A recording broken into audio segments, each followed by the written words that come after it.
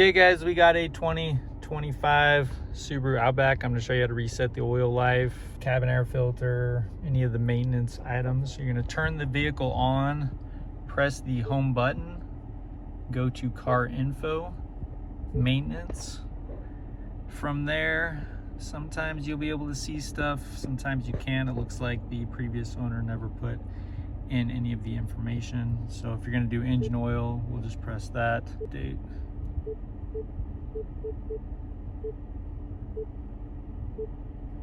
we'll just do this.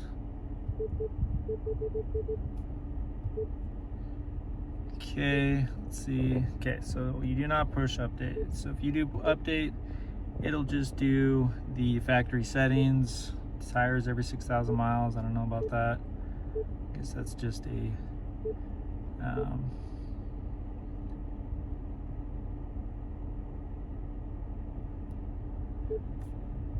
a rotation of the tires, but that's how you do it. If you need to reset it, just go here and reset.